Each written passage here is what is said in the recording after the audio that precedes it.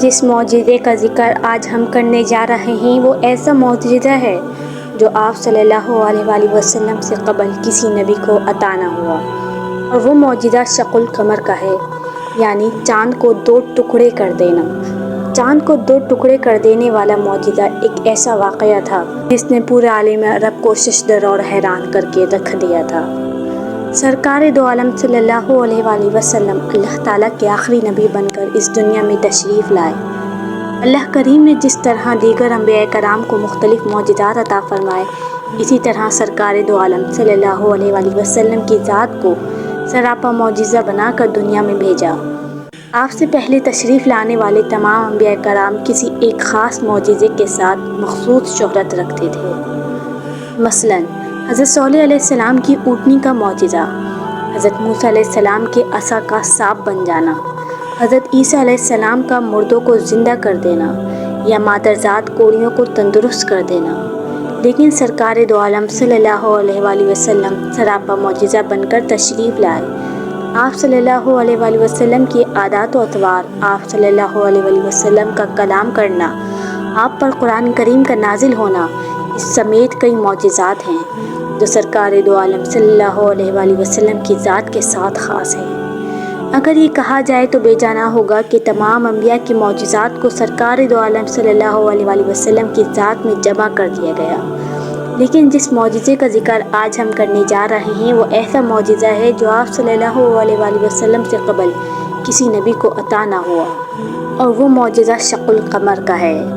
چاند کو دو ٹکڑے کر دینے والا معجزہ ایک ایسا واقعہ تھا جس نے پورے عالم عرب کو ششدر اور حیران کر کے رکھ دیا تھا، اور اس کی اہمیت اس لحاظ سے مسلم ہوگی کہ اس معجزے کی تصدیق کے لیے خصوصی طور پر اللہ کریم نے سورہ قمر کی آیات طیبات نمبر 1 سے لے کر 3 نازل فرمائیں، جس میں اللہ کریم نے ارشاد فرمایا، ترجمہ: قیامت قریب آ گئی ہے اور چاند شق ہو گیا، اور اگر وہ کوئی نشانی دیکھتے ہیں تو منہ پھیر لیتے ہیں اور کہنے لگتے ہیں یہ بڑا زبردست جادو ہے۔ القرآن۔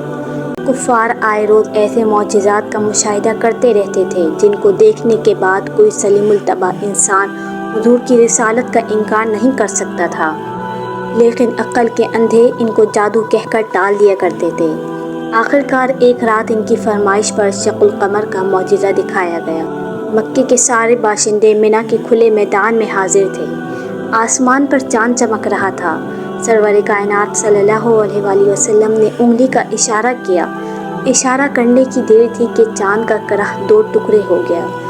دیکھنے والوں کو یوں محسوس ہوا کہ اس کا ایک حصہ پہاڑ کے اس طرف اور دوسرا دوسری طرف چلا گیا ہے، پھر وہ انا فنا جڑ گیا۔ کفار یہ دیکھ کر تصویر حیرت بن گئے۔ ان کے پاس حضور کی رسالت کے انکار کا کوئی عذر باقی نہ رہا۔ ابو جہل بولا کہ بڑا زبردست جادوگر ہے، اس کا جادو آسمان پر بھی اثر کرتا ہے۔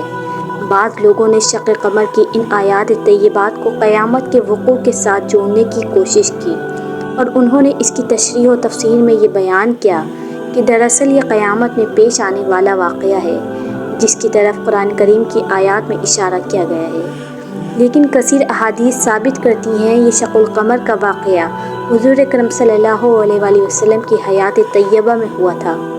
یہ واقعہ ہجرت سے 5 سال پہلے وقوع پذیر ہوا، اور پھر اپنی اس بات کی تصدیق میں کثیر احادیث طیبہ بھی ذکر فرمائیں۔ شق القمر کے واقعے کی تصدیق کرنے والی احادیث کو جلیل القدر صحابہ کرام نے روایت کیا ہے، جن میں سیدنا علی المرتضیٰ رضی اللہ عنہ، حضرت ابن مسعود رضی اللہ عنہ اور بہت سے صحابہ کرام رضی اللہ عنہ قابل ذکر ہیں۔ بخاری و مسلم میں ایک حدیث مذکور ہے جو حضرت عبداللہ بن مسعود رضی اللہ عنہ سے مروی ہے کہ رسول کریم صلی اللہ علیہ وآلہ وسلم کے زمانے میں چاند درمیان میں سے شق ہو کر اس طرح دو ٹکڑے ہو گیا تھا، ایک ٹکڑا پہاڑ کے اوپر کی جانب تھا اور دوسرا نیچے کی جانب تھا۔ حضور اکرم صلی اللہ علیہ وآلہ وسلم نے کفار کو بلا کر کہا کہ میرے اس معجزے کی گواہی دو۔ اس واقعے کو بخاری و مسلم سمیت کئی جید محدثین نے اتنے زیادہ طرق سے نقل کیا ہے، اس میں کہیں سے بھی شک کا گزر نہیں۔ لیکن سب سے بڑی بات یہ ہے کہ خود قرآن کریم نے اپنی آیات طیبات سے اس واقعے کی صداقت کی گواہی دے دی، کیونکہ اگر اس واقعے کو محض قیامت کی نشانیوں کے ساتھ جوڑ دیا جائے تو پھر وہ آیات ذکر کرنے کی ضرورت نہ رہتی جس میں کفار کی طرف سے کہا گیا، تو یہ تو کھلا جادو ہے۔ ایک اور حدیث مبارکہ میں اس واقعے کا ذکر کچھ اس طرح ملتا ہے کہ شعیب ابی طالب میں محصوری کے دن گزار رہے تھے اور محصورین صرف حج کے دنوں میں ہی غار سے باہر نکل سکتے تھے۔ مقاطعے کا دوسرا ساتھ چل رہا تھا اور حج کے ایام تھے۔ سرکار دو عالم صلی اللہ علیہ وآلہ وسلم اپنے صحابہ کرام کے ساتھ مینا میں تشریف فرما تھے۔ آسمان پر چاند بھی پورے جوبن پر تھا۔ ابو جہل، ولید بن مغیرہ، عاص بن وائل وغیرہ نے اپنے دیگر ساتھیوں کو جمع کر کے رسول اللہ صلی اللہ علیہ وآلہ وسلم کے سامنے یہ سوال اٹھایا کہ اگر آپ سچے ہیں تو چاند کے 2 ٹکڑے کر کے دکھائیں۔ سرکار دو عالم صلی اللہ علیہ وآلہ وسلم نے فرمایا کہ اگر میں ایسا کر دوں تو کیا تم ایمان لاؤ گے؟ سب نے کہا کہ ہم ایمان لائیں گے۔ حضور اکرم صلی اللہ علیہ وآلہ وسلم نے اللہ تعالیٰ سے دعا فرمائی اور چاند کی طرف انگلی کر کے اشارہ کیا تو چاند کے 2 ٹکڑے ہو گئے۔ چاند کا ایک ٹکڑا کوہ ہرا کے اوپر تھا اور دوسرا اس کے دامن میں تھا۔ آپ صلی اللہ علیہ وآلہ وسلم نے ہر کافر کو نام لے کر پکارا اور کہا، اے فلاں بن فلاں گواہ رہنا، اے فلاں بن فلاں گواہ رہنا۔ سب لوگوں نے چاند کے ٹکڑے اچھی طرح دیکھ لیے۔ 2 ٹکڑے ایک دوسرے سے اتنی دوری پر ہو گئے تھے کہ بیچ میں ہرا پہاڑ نظر آ رہا تھا، لیکن کفار نے اس پر کہا کہ یہ جادو ہے۔ ابو جہل نے کہا کہ اس معاملے کی مزید تحقیق کریں گے، اگر یہ جادو ہوا تو صرف ہم لوگوں پر ہی ہو سکتا ہے، جو لوگ یہاں پر موجود نہیں ہیں یا دوسرے شہروں اور ملکوں میں، ان پر تو جادو نہیں ہو سکتا۔ چنانچہ دور دراز کے لوگ جب آئے اور ان سے چاند کے ٹکڑے ہونے کے حوالے سے پوچھا جاتا تو سب اقرار کرتے کہ ہم نے بھی چاند کے 2 ٹکڑے ہوتے ہوئے دیکھا ہے۔ صحابہ کرام رضی اللہ عنہ اس کے عینی گواہ تھے جو موقع پر موجود تشریف فرما تھے۔ چاند کے 2 ٹکڑے ہونے کا واقعہ حضور اکرم صلی اللہ علیہ وآلہ وسلم کی نبوت کی صداقت کی دلیل اور آپ کے اختیارات کا اظہار ہے اور آپ کے بے شمار معجزات میں سے ایک معجزہ ہے۔